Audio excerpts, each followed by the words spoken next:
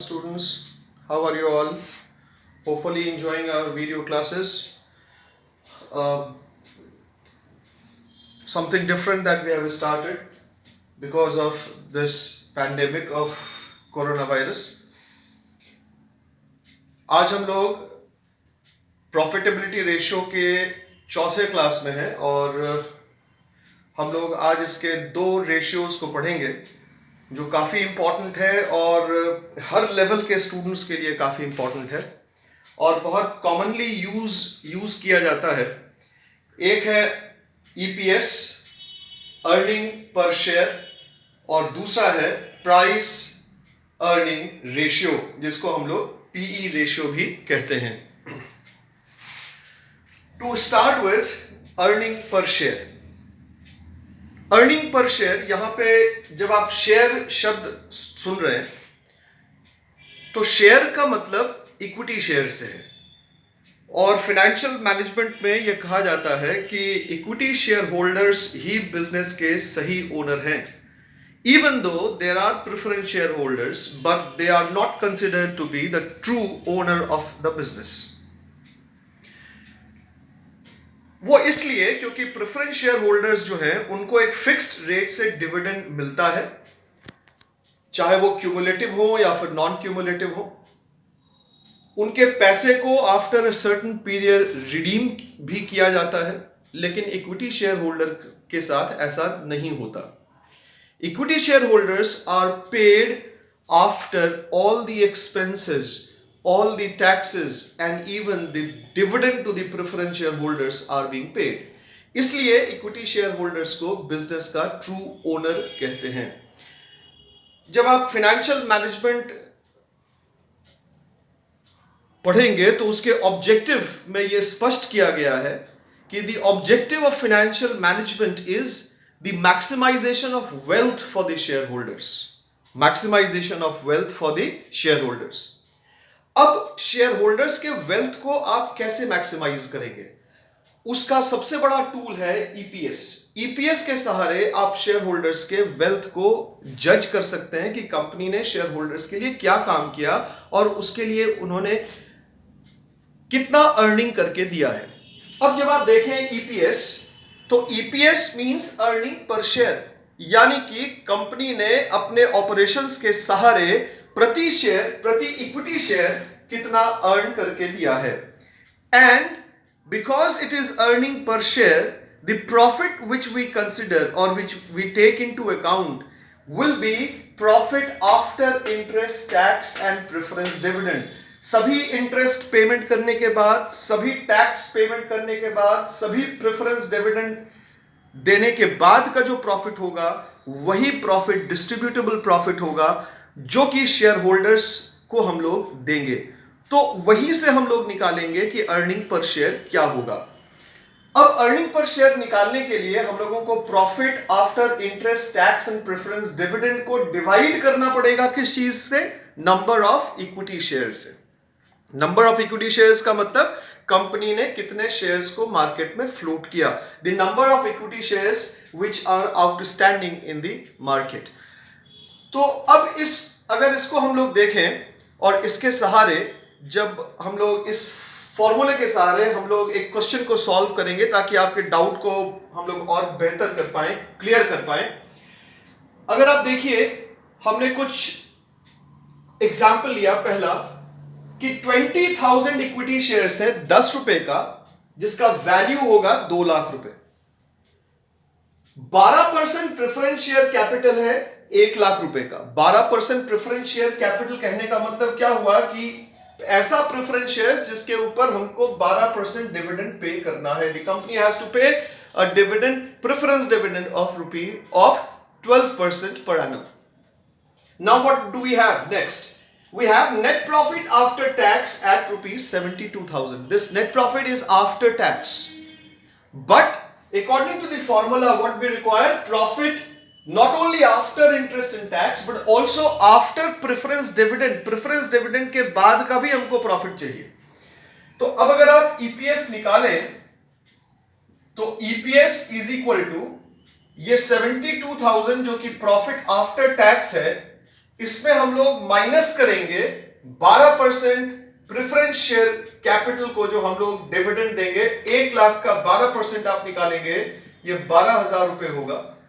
अब आप इसको डिवाइड करेंगे, you will have to divide it by the number of equity shares. Number of equity shares question में ऊपर में दिया हुआ है 20,000 इक्विटी शेयर्स ऑफ ₹10 ईच।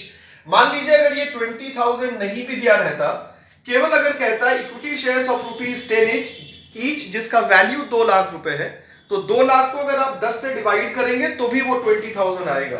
तो नंबर ऑफ शेयर्स जो है वो 20,000 है। अब 72,000 में से अगर आप 12,000 घटाएंगे तो ये 60,000 होगा। 60,000 डिवाइडेड बाई 20,000 अगर आप करेंगे, जो कि नंबर ऑफ इक्विटी शेयर्स है, तो अर्निंग पर शेयर क्या हो गया? ₹3 हो गया। यानी कि इस कंपनी ने क्या किया? अपने शेयर होल्डर को प्रति शेयर, प्रति इक्विटी शेयर ₹3 कमाकर दिया है। अब हम लोग आगे बढ़ते हैं।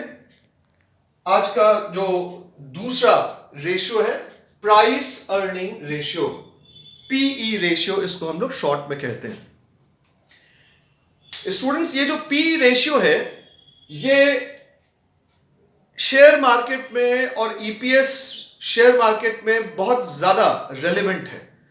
हम लोग इन्वेस्टमेंट डिसीजन लेते हैं ये जज करने के लिए कि भाई कोई स्टॉक, किसी कंपनी का शेयर प्राइस मार्केट में अंडर वैल्यूड है, ओवर वैल्यूड है या फेयरली वैल्यूड है। हम लोगों ने 3 वर्ड यूज किया, अंडर वैल्यूड,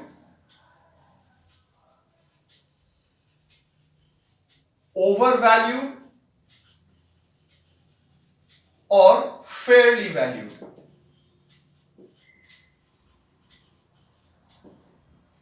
अब आप ये जज कर सकते हैं अपने इन्वेस्टमेंट को कि भाई हमको किस कंपनी के शेयर में पैसा लगाना है with the help of this price earning ratio.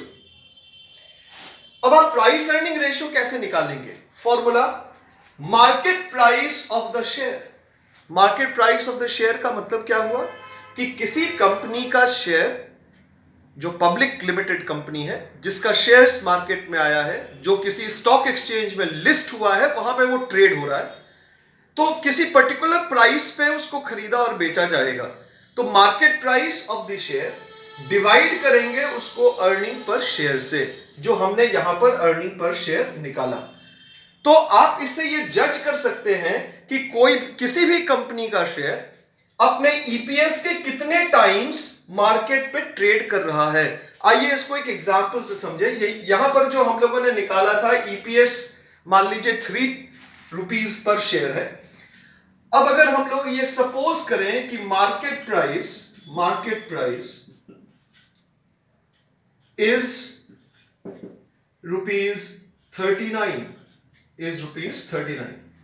market price of the share is ₹39, and considering that the company is earning an EPS of ₹3, तो प्राइस अर्निंग रेशियो जो आप निकाल पाएंगे वो कैसे निकालेंगे? फॉर्मूला क्या है? Market price of the share divided by EPS.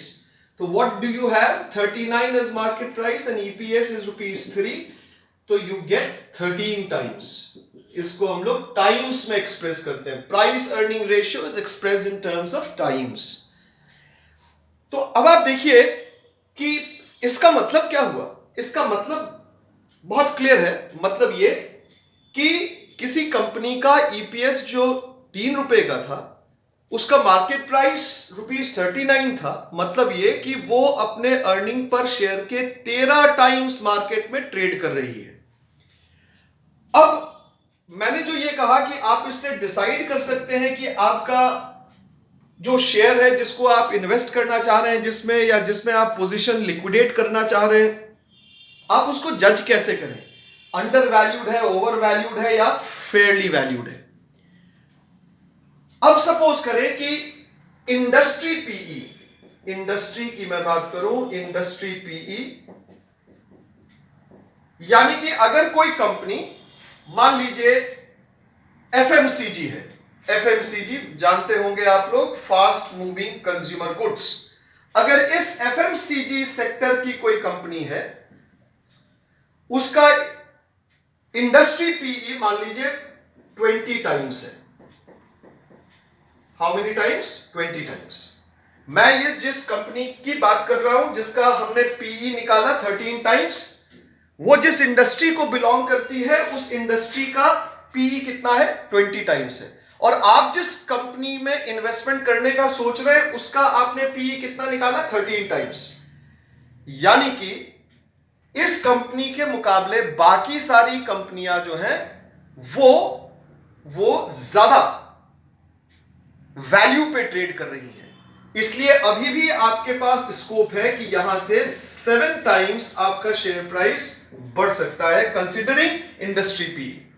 तो अगर यह सिनेरियो है कि अगर आपका इंडस्ट्री पीई बड़ा है और कंपनी पीई उससे छोटा है तो आप उस कंपनी को अंडर वैल्यूड कहते हैं। अगर केस अपोजिट होगा, अपोजिट कहने का मतलब कि अगर इंडस्ट्री पीई कम है और अगर आपकी कंपनी का पीई ज्यादा है तो आपकी कंपनी ओवर वैल्यूड है। फेयरली वैल्यूड का मतलब कि अगर इंडस्ट्री पीई के आसपास ही आपकी कंपनी का पीई है तो उसको हम लोग फेयरली वैल्यूड कहते हैं। केवल ये एक पैरामीटर नहीं है किसी भी कंपनी के परफॉर्मेंस को जज करने का और इन्वेस्टमेंट डिसीजन लेने का। ये सिर्फ बहुत सारे पैरामीटर्स में एक इंपॉर्टेंट पैरामीटर है जिसको हम लोग कंसिडर करते हैं। Just to have a recap of things, आज हम लोगों ने आज के क्लास में दो बहुत इंपॉर्टेंट रेशियोज को पढ़ा। नंबर 1 अर्निंग पर शेयर, दूसरा price earning ratio. Earning per share का मतलब यह हुआ कि एक कंपनी अपने इक्विटी शेयर होल्डर को प्रति शेयर कितना कमाकर देती है, यानी कि वैसे प्रॉफिट को कंसिडर किया जाएगा जो सारे खर्चों, टैक्स और प्रेफरेंस डिविडेंड देने के बाद बचता हो। उसको आप डिवाइड करेंगे नंबर ऑफ शेयर्स से। नंबर ऑफ शेयर्स का मतलब नंबर ऑफ इक्विटी शेयर्स से। हम लोगों ने इसको एग्जांपल से भी एक्सप्लेन किया था। अब आप जो दूसरा फॉर्मूला जो हम लोगों ने पढ़ा, दूसरा रेशियो, वो था price earning ratio, PE ratio. ये शो करता है कि how many times the company is trading in the market in terms of its EPS. तो इसका जो फॉर्मूला होगा वो फॉर्मूला क्या है? Market price of the share divided by earning per share. EPS के सहारे और प्राइस अर्निंग रेशियो के सहारे हम लोग ये पता कर सकते हैं कि हमारा इन्वेस्टमेंट किस कंपनी में होना है, ओवर वैल्यूड में है हम लोग या अंडर वैल्यूड में है या फिर फेयरली वैल्यूड में। जैसा मैंने पहले बताया कि ये एक पैरामीटर है, ये सिर्फ एकमात्र पैरामीटर नहीं है, ये बहुत सारे पैरामीटर्स में से एक पैरामीटर है जो हमारे इन्वेस्टमेंट डिसीजन को इन्फ्लुएंस करता है। होपफुली स्टूडेंट्स आपको समझ में आया होगा। और ये सारा फॉर्मूला, डोंट गेट कंफ्यूज्ड, ये सारी चीजें आपके बुक में होंगी, स्टडी मैट में होंगी। अगर नहीं है तो आप सर्च करें, गूगल पे जाएं, यूट्यूब पे जाएं, आपको बहुत सारी चीजें मिलेंगी। और अगर आपको कोई डाउट है तो आप वो पूछ सकते हैं। We will meet in the next class. Thank you.